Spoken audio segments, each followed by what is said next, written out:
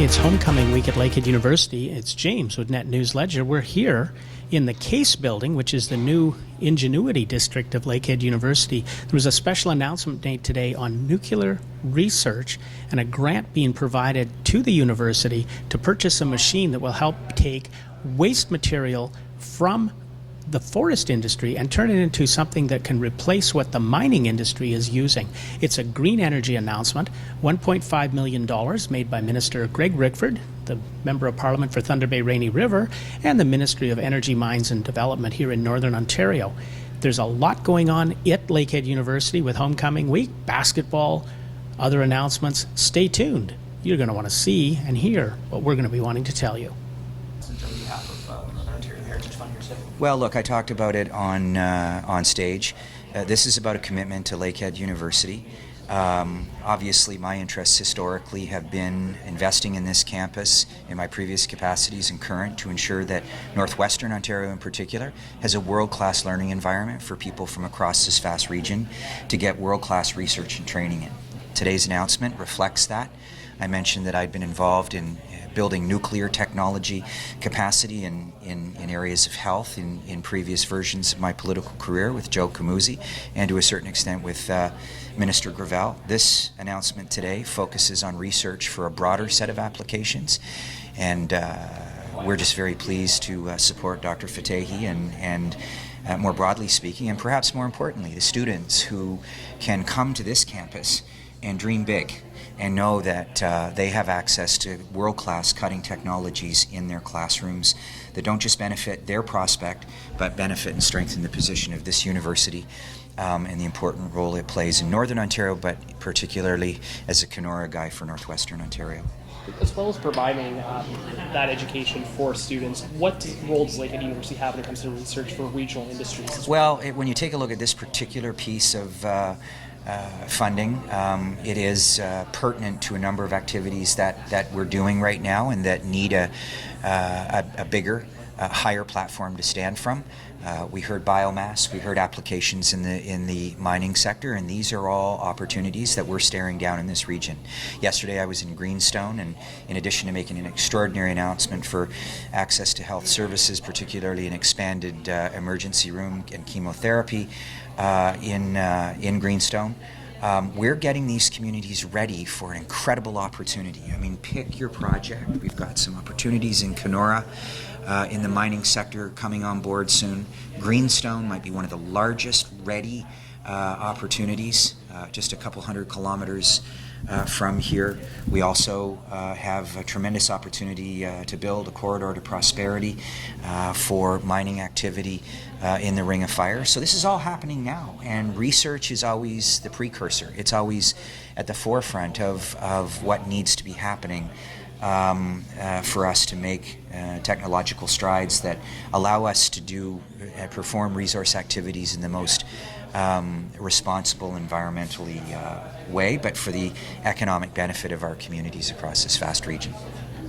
You mentioned some of those projects that are underway, specifically the Greenstone Gold, the mine in Geraldton. Right. Any update on that, when that will be moving ahead? So yesterday we had a great meeting, and I wanted to emphasize that perhaps different from previous, the province would always be in a position to support a company's ability to make a decision around a leave to construct, and that it would no longer depend on cumbersome regulatory bog. We saw that for a decade and a half. We've had no movement in the Ring of Fire region. Greenstone Gold was plagued by regulatory challenges. We saw this out at Borden and the challenges they faced. Our government is open for business. Premier Ford has made it clear that we will not compromise the safety and the environmental conditions in which a mine or a resource project can occur. We will not get in the way or tolerate regulatory challenges that are delayed for the simple reason that they're delayed. Yesterday, I announced, the day before, the East-West High, another classic project that needed to happen, and the province of Ontario stepped forward moved the regulatory delays and challenges out of the way without compromising the integrity of that project in any way, so that 300 Indigenous people, more than a dozen Indigenous communities, and their principal company could move forward on what I think is one of the biggest ready-to-go energy infrastructure projects in the region. Important for two reasons. One, for energy security, and two, to create the right conditions for economic opportunities along that corridor and hopefully beyond. Do you have a timeline right now for Greenstone Gold? Well, later this fall. First of all, that's the decision of the company. That's what we want to do. We're changing the narrative when it comes to even working with Nora. We want them to be in a position where they make their final business decision based on the business merits of the case, and that the Ontario government has done everything they can from a regulatory perspective, and any economic supports that we have historically provided or potentially could provide are not part of the challenge of their decision making. So it's my understanding that Greenstone Gold is coming to a construction decision as early as December, and dependent on that, the province stands ready in every sense of the word to proceed in the support of that extraordinary resource project. Moving forward in the region, you've been here doing an energy announcement, a healthcare announcement, a research announcement.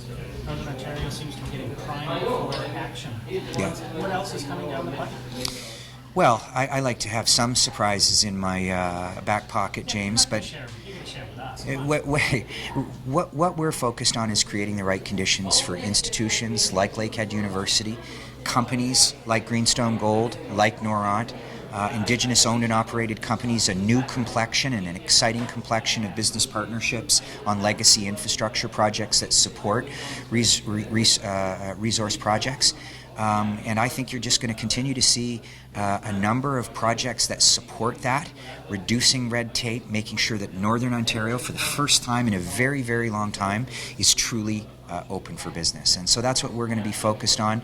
I'm here today on behalf of my friend and colleague, Minister Fedeli, the Minister of Economic Development, Job Creation and Trade.